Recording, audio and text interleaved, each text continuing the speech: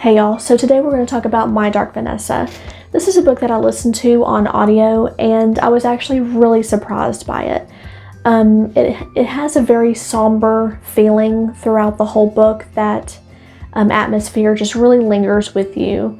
And I feel like it truly goes into how a person would actually think or feel in that situation. And it really makes you think about the damage that this man has done to her and that men like that do to young girls. I know I've heard several people mention that they don't like the book because they feel like it's romanticizing this type of relationship, which if you're not aware, it is about a professor or a teacher in this case. Really, he's in his 30s or 40s and he starts a relationship with his 15-year-old student. And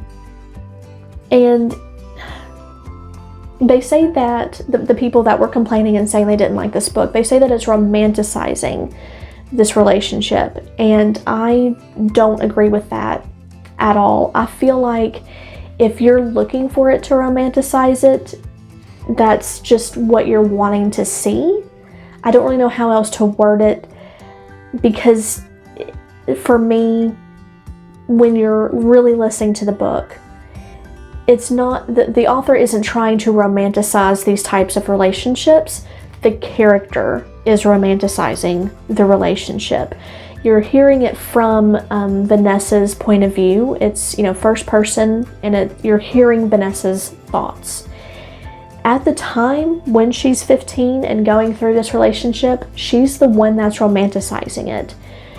And that's the whole point of the book. That's the whole point, to me anyway, is it really illustrates how these adults can manipulate younger children into feeling like this is romantic love when it's not, when they're really manipulating them, when they're taking advantage of them, when the child or teenager isn't fully mature enough to handle a sexual relationship. It's not romanticizing the situation. The character is romanticizing it, and as you continue through the book, even the character, even Vanessa, starts thinking things, like, did I really want that? I don't really want this.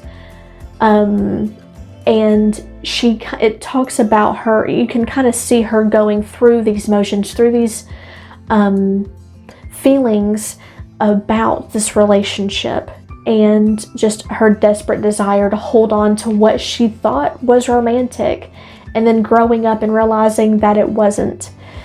And I feel like the author just did a profound job in truly illustrating what might go through a victim's mind.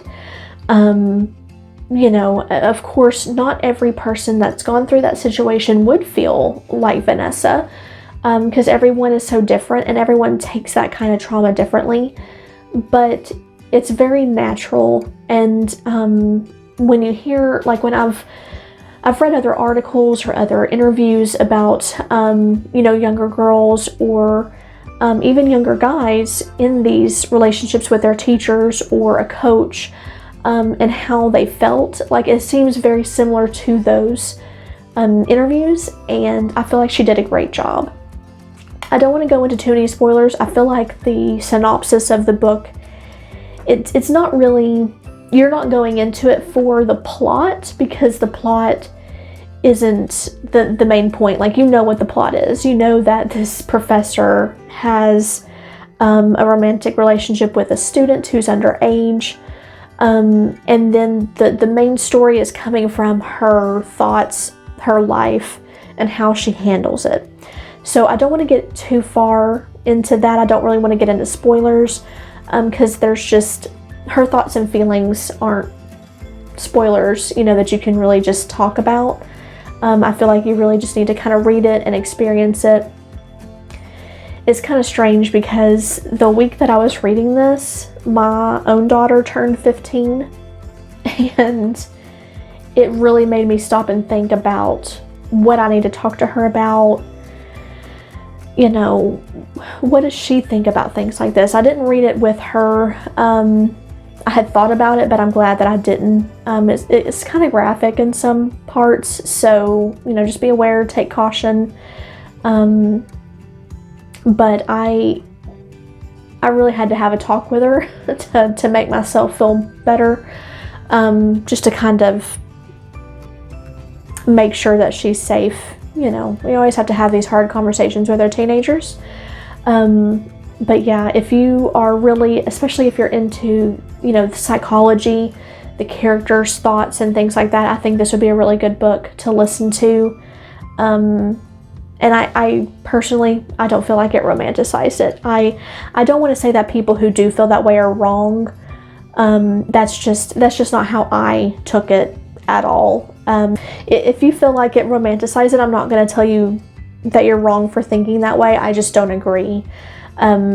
Because, you know, in all honesty, the character itself does romanticize it, but I don't think that's not the author's point. The author's point is, this is how young girls may think about these relationships, and this is why it's wrong. Look at what he's doing to her. You know, because if you're writing it from her point of view, that's how she feels about it. That's the character. That's not what the author is trying to say is okay. Sometimes, as a reader, you have to be able to think above that, above what the author is writing, and kind of think about what the point actually is, and you don't have to agree with that point. Anyway, even if that was her point, even if that was the author's point, you don't have to agree with it. That's the whole thing about reading. But since the book is written from the main character's point of view, I don't really know how else you can get around telling the story of how these adults manipulate children and teenagers without showing what these teenagers think and feel during the time. And I feel like it was very accurate and very well done. So just take precautions when you're reading this book. If it's something that triggers you, you know, take care of yourself, obviously, before anything else.